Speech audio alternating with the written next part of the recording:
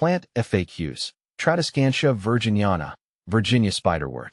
All about Virginia Spiderwort, a gardener's guide by Ferb Vu.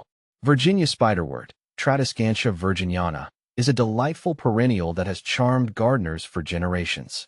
Its easygoing nature, vibrant blooms, and adaptability make it a fantastic choice for borders, shade gardens, or even wildflower meadows.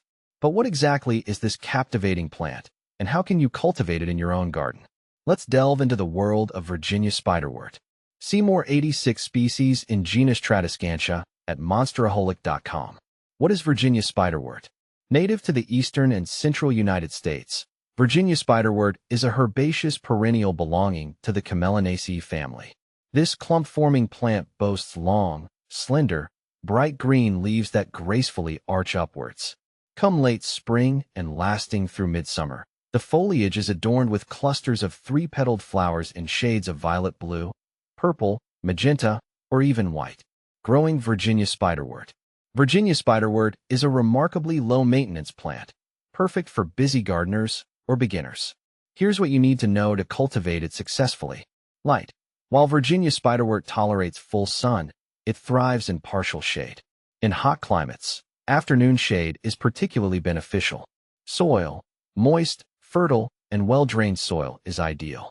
The plant can adapt to average garden soils, but may require more frequent watering during dry spells.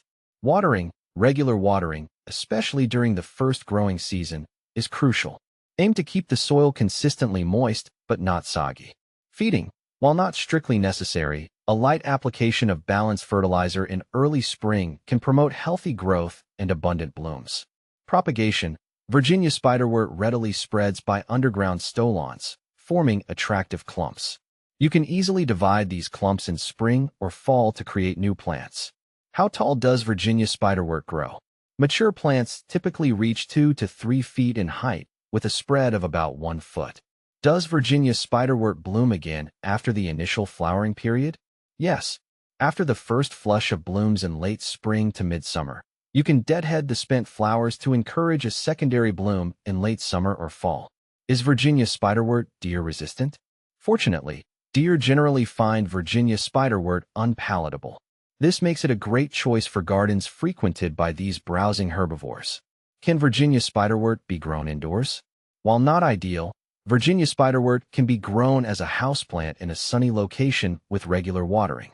However, it may become leggy and require frequent pruning to maintain a bushy appearance. Virginia Spiderwort versus other spiderworts. Several other Tradescantia species share the common name spiderwort, often leading to confusion. Here's a quick comparison with two popular varieties. Tradescantia zebrina. Wandering Jew. This vining species features stunning variegated foliage with stripes of green, purple, and silver. Unlike Virginia Spiderwort, it thrives in well-drained containers and requires more frequent watering.